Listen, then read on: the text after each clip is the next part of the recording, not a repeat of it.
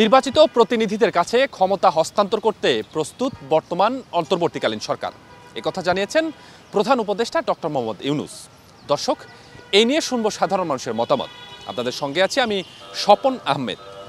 এ বিষয়ে সাধারণ মানুষের মতামত শোনার আগে একটি প্রতিবেদন আমরা দেখতে চাই। আমরা অর্থনৈতিক দিক থেকে বাংলাদেশের অর্থনীতিতে প্রবাসীদের অবদান শুরু থেকে স্বীকার করে আসছেন প্রধান উপদেষ্টা ডক্টর মোহাম্মদ ইউনূস। মালয়েশিয়ায় এই আয়োজনে প্রবাসী বাংলাদেশিদের প্রতি আবারও কৃতজ্ঞতা জানান।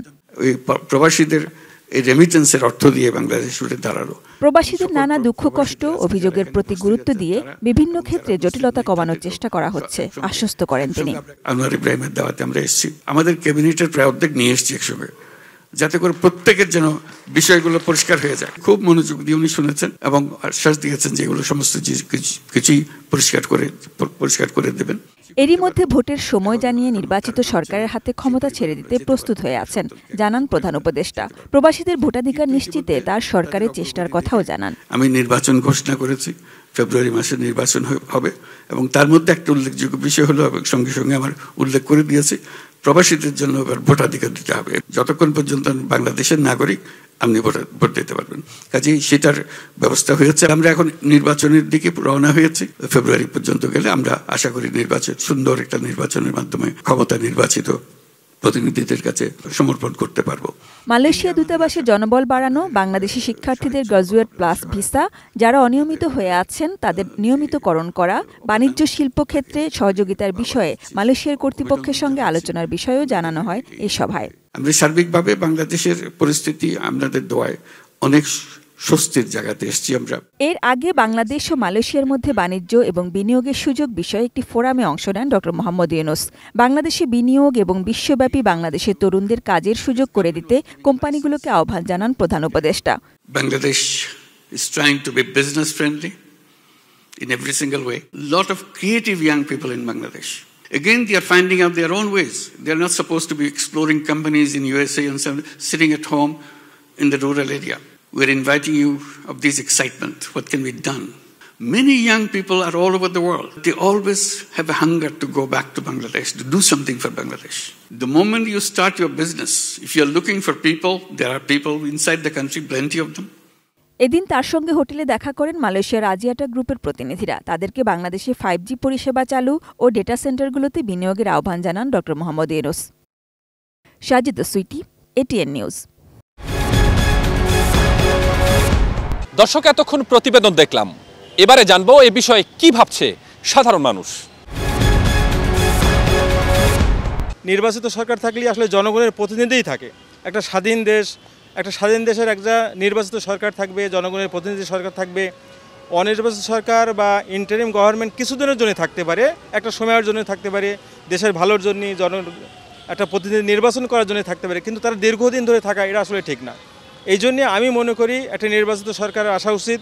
এবং ডক্টর ইউনূস উনি অত্যন্ত বিচক্ষণ এবং বিজ্ঞ মানুষ। উনি যেটা বলছেন যে আমরা প্রস্তুত আছি, উনি যদি প্রস্তুত থাকেন তো যত দ্রুত সম্ভব একটা নিরপেক্ষ এবং সুন্দর নির্বাচন দিয়ে, একটা গঠনমূলক একটা নির্বাচন দিয়ে নির্বাচিত সরকারের হাতে উনি ক্ষমতা হস্তান্তর করবেন। এটাই আমরা মনে করি এটাই ভালো হবে। সংস্কারও দরকার আছে, যেহেতু সংস্কার না হলে নির্বাচনে প্রশ্নবিদ্ধ হইতে পারে, প্রত্যেকটা দল অংশগ্রহণ না করলে নির্বাচন প্রশ্নবিদ্ধ হইতে পারে, বিদেশের না হইতে পারে, গ্রহণযোগ্যতা না আসতে পারে। এই জন্য নির্বাচন যেমন দরকার তেমনি সংস্কারও দরকার। সংস্কার হলে আরও ভালো হয়। নিরপেক্ষ নির্বাচনটা হলে সব দলে অংশগ্রহণ করতে পারলেই সবাই, দেশ জাতি রাষ্ট্র সবাই বাঁচে। উনি আমাদের জন্য যতটুকু করেছেন আলহামদুলিল্লাহ ভালোই করেছেন, কারণ উনি আমাদের বিশ্ব দরবারে, উনি আমাদের একজন আমাদের যুবকদের জন্য উনি আইডল, এই ডক্টর ইউনূস সাহেব।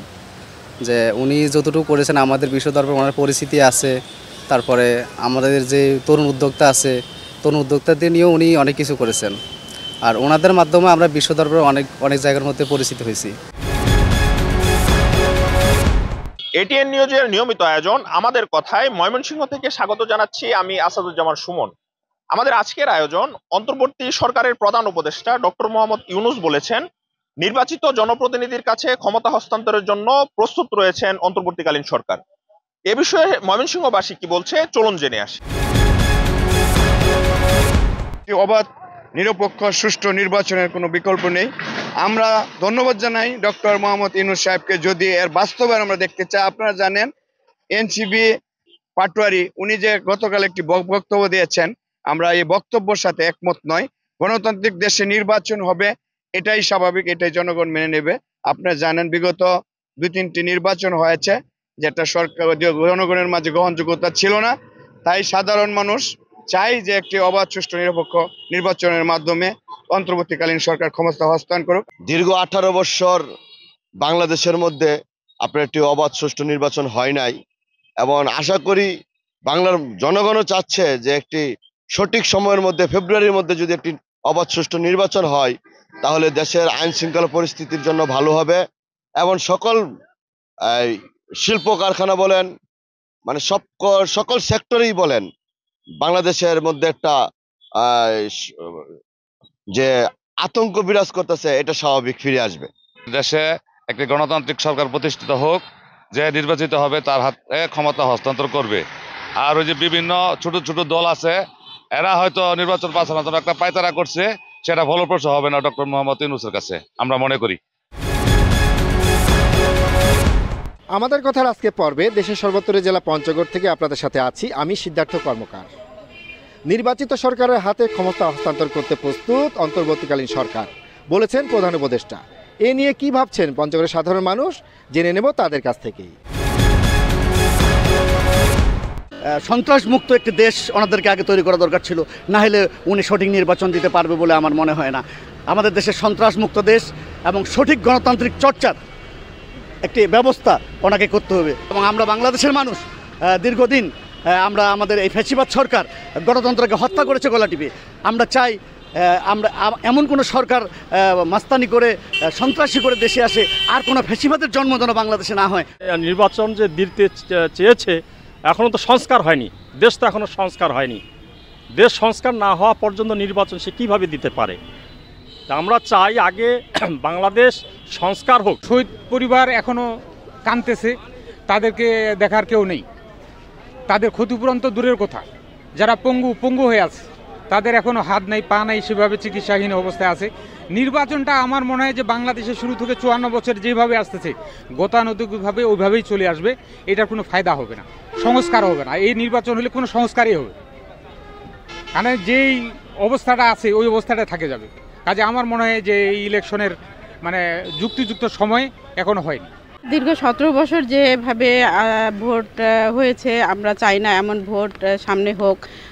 নিরপেক্ষ ভোট হোক, সবাই যেন ভোটে সুন্দরভাবে ভোট দিতে পারে, আর ভোটে যারা দাঁড়াচ্ছেন তারাও যেন সঠিকভাবে ভোটটা পায়। কোনো রকম যেন যেমন রাতের ভোট হওয়া এগুলো যেন না হয়, এগুলোই আমাদের সাধারণ মানুষের চাওয়া। দর্শক, এই ছিল আমাদের কথার আজকের বিষয়। এতক্ষণ আপনাদের সঙ্গে ছিলাম আমি স্বপন আহমেদ। আবারও নতুন কোনো বিষয় নিয়ে নতুন কোনো জায়গা থেকে দেখা হবে। ততক্ষণ পর্যন্ত ভালো থাকুন, সুস্থ থাকুন, আর দেখতে থাকুন এটিএন নিউজ।